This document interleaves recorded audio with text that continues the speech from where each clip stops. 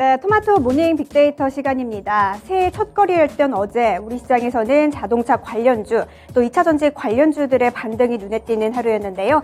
기대했던 가치랠리는 나오지 않았지만 오늘도 전일 수급을 통해서 반등의 흐름 이어질 수 있을지 계속해서 확인해 보도록 하시죠. 네, 먼저 코스피 시장 매수 상황부터 살펴보시죠. 외국인은 현대차 그리고 기아 같은 자동차 관련주 쪽으로 수급이 많이 들어왔습니다. 미국의 인플레이션 감축법으로 한국과 유럽연합 등 동맹국들이 반발하면서 미국 정부가 렌트카와 리스차 등 상업용 차량에도 보조금 혜택을 확대하기로 하면서 새해 첫거래일부터 자동차 관련주들이 강세를 나타냈습니다. 그 밑으로는 네이버 쪽으로도 외국인들의 수급이 들어왔는데요. 이 네이버가 부상 경쟁력 강화를 위해서 자사주 처분을 결정했다는 소식이 있었는데요. 주가는 소폭 강세를 보였습니다. 그 밑으로는 2차 전지 LG화학 쪽으로도 수급이 들어왔습니다. 이 새해 개장 첫날 전기차 수요에 대한 우려감이 시장에 과도하게 반영됐다는 증권사 리포트가 나오면서 이 매수의 기회로 활용하고자 하는 수급이 어제 많이 들어왔는데요. LG화학도 어제 수급에 이어서 소폭으로 상승 마감했습니다. 네, 그 밑으로는 반도체 관련주 SK하이닉스 쪽으로도 수급이 이어졌습니다. 전거래 시총 상위주들이 대부분 빨간불을 켜면서 상승으로 출발한 가운데 SK하이닉스도 기관과 외국인들의 동반 매수세가 들어오면서 소폭의 반등 흐름 이어졌네요. 이어서 기관 쪽도 함께 살펴보도록 하시죠.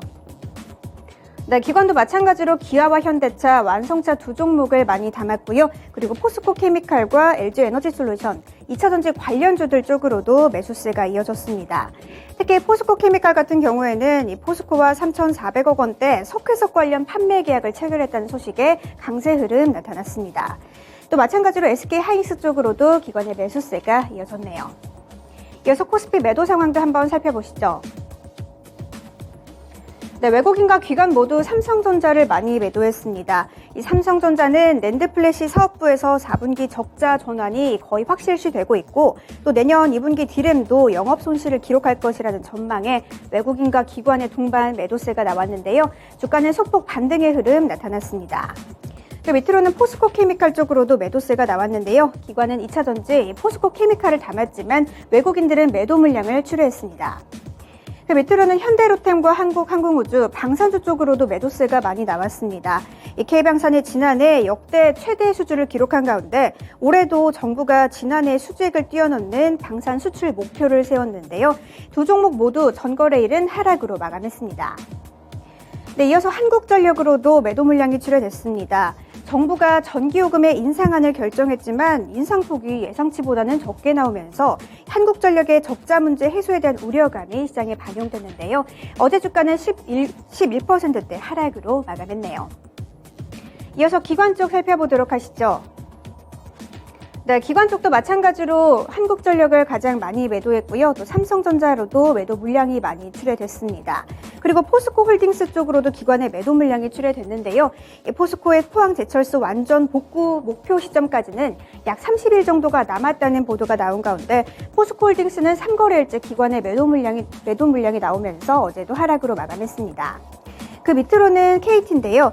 부산과 경남 지역에서 KT의 유선 인터넷 장애가 일시적으로 발생한 가운데 어제 주가는 하락으로 마감했습니다.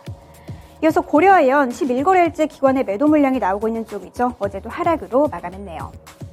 이어서 코스피 특징 종목 살펴보도록 하겠습니다. 네, 코스피 특징주는 현대차인데요. 미국의 인플레이션 감축법에 대한 우려감에 자동차 관련주들의 주가가 그간 부진했던 바가 있었죠. 한국과 유럽연합 등 동맹국들의 반발이 이어지면서 미국 정부가 렌트와 리스 등 상업용 차까지 전기차의 보조금 혜택을 확대하기로 결정했습니다. 여기에 더해서 현대차의 경우에는 사우디아라비아 산업광물자원부와 현지 자동차 생산을 위한 업무 협약을 맺었다는 소식에 사우디 훈풍까지 더해지면서 어제 주가는 강세로 마감했습니다. 이어서 코스닥 시장도 살펴보도록 하시죠. 네, 먼저 코스닥 시장에서 외국인들은 LNF와 에코프로 2차 전지 관련주 쪽으로 수급이 많이 들어온 가운데 리튬 관련주 하이드로 리튬 쪽으로도 수급이 들어왔습니다. 특히 LNF 같은 경우에는 증설된 신규 설비와 높은 니켈과 리튬 가격을 바탕으로 성장성이 기대된다는 증권사 리포트가 있었는데요. 어제 주가는 6%대 강세로 마감을 했고요. 그 밑으로 에코프로도 어제 6%대 강세로 마감했습니다. 하이드로 리튬 같은 경우에는 외국인과 기관의 동반 매수세가 나온 가운데 어제 주가는 9%대 상승 흐름으로 마감했습니다. 그 밑으로는 콘텐츠 관련주죠. 스튜디오 드래곤도 이름을 올렸는데요. 넷플릭스 드라마죠. 더 글로리가 공개 이틀 만에 세계 5위로 올라섰지만 스튜디오 드래곤은 어제 장에서는 약세로 마감을 했습니다. 그 밑으로는 삼청당 제약인데요. 3거래일 만에 외국인들이 매수세로 전환했지만 삼청당 제약도 어제 장에서는 약세로 마감했습니다. 이어서 기관 쪽도 살펴보도록 하시죠. 네, 기관에서는 LNF를 가장 많이 매수했고요. 대주전자재료 그리고 나노신소재 같은 2차전지 관련주 쪽으로도 수급이 많이 들어왔습니다. 특히 대주전자재료 같은 경우에는 2차전지용 실리콘 음극재 공장에 569억 원대 추가 신축 관련 소식이 있었는데요. 기관이 대주전자재료를 많이 담았습니다. 그리고 콘텐츠 관련주 쪽에서 CJ E&M 쪽을 많이 담았는데요. 넷플릭스의 계정 공유 금지 정책에 대한 수의 기대감에 최근 상승 흐름이 있었지만 전거래일 다시 약간의 조정이 나오면서 마감했습니다. 그리고 엔터 관련주 중에서는 SM을 기관은 많이 매수했네요. 이어서 코스닥 시장도 매도 상황 살펴보도록 하겠습니다. 네, 외국인은 기관과는 반대로 SM을 가장 많이 매도했고요. 그 밑으로는 오스템 임플란트 쪽으로도 매도 물량이 출회됐습니다. 외국인이 3거래일째 매도 물량을 출회하고 있는 오스템 임플란트, 최근 견조한 흐름과는 반대로 어제 시장에서는 약세로 마감을 했습니다. 그리고 TSE 쪽으로도 외국인들의 매도 물량이 계속해서 이어지고 있는데요. 어제 장에서는 약세로 마감을 했고요. 그 밑으로는 현대바이오도 이름을 올렸습니다. 최근 사실상 코로나 임상 이상을 마친 현대바이오는 임상이 공식 종료되는 대로 이 보건당국의 긴급 사용 승인을 신청할 계획이라고 밝혔지만 최근 일동제약의 조코바의 긴급 사용 승인이 무산되면서 실망감이 반영됐는데요. 외국인들은 현대바이오를 팔았습니다. 네, 이어서 기관 쪽도 살펴보도록 하시죠. 네, 기관 쪽에서는 외국인과는 반대로 스튜디오 드래곤을 가장 많이 매도했고요.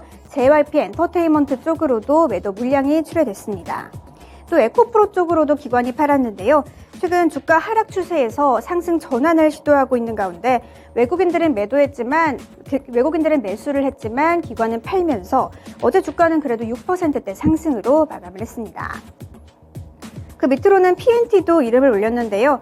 474억 규모의 2차전지 전극공정 장비 계약을 체결했다는 소식이 있었지만 PNT는 어제 시장에서 소폭으로 하락 마감했습니다. 이어서 코스닥 특징주 살펴보시죠. 코스닥 특징주는 2차전지 관련주입니다. 새해 첫 거래일 그간 부진했던 2차전지 관련주들, 특히 그중에서도 소재 관련주 쪽으로 수급이 많이 들어오면서 2차전지 관련주들이 어제장에서 강세를 보였는데요. 특히 작년 하반기 주가가 많이 떨어진 점과 더불어서 이 전기차 수요에 대한 우려가 과도하다는 증권사 리포트가 나오면서 2차전지 관련주들 지금이 매수의 기회라는 그런 의견 속에 어제 시장에서는 반등의 흐름이 이어졌습니다. 네, 이어서 주요 일정도 함께 체크해 보도록 하시죠. 네, 오늘의 일정입니다. 빗썸의 실소유주인 이정훈 전 이사회 의장에 대한 1심 선고 예정입니다.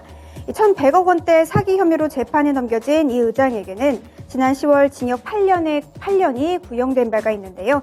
관련해서 가상화폐 관련한 기업들의 주가도 함께 체크해 보시면 좋겠습니다. 네, 지금까지 주요 일정 함께 알아봤고요. 토마토 모닝 빅데이터 시간이었습니다.